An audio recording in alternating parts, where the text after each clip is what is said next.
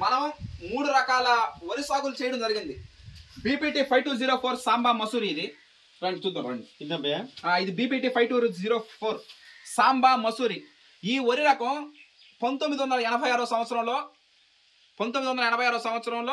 ఎం వెంకటరమణారెడ్డి గారు Bapatla agriculture research station లో ఈ వరి రకం వెలువడించడం జరిగింది. ఇది దాదాపు మన భారతదేశంలో ఎక్కువగా తినేది ఇదే సాంబా మసూరి.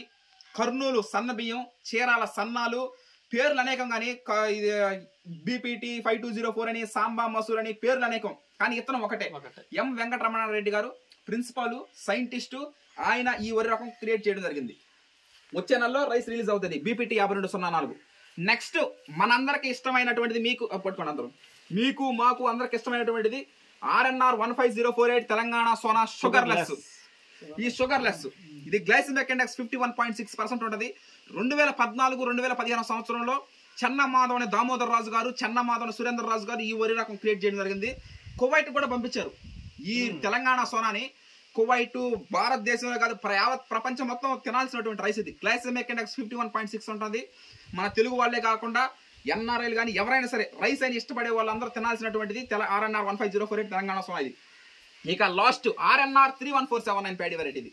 ఇది లావూరి కృష్ణ గారు Rajendra Nagar ARS agriculture research station లో ఈ వరి రకం 2 సంవత్సరాల క్రితం క్రియేట్ చేయడం జరిగింది. ఇది ఎక్సలెంట్ జై శ్రీరామ్, కావేరి, చింటూ, HMT సోనా ఏ విధంగా అయితే ఉంటుందో ఆ విధంగానే రైస్ కుకింగ్ క్వాలిటీ ఉంటుంది.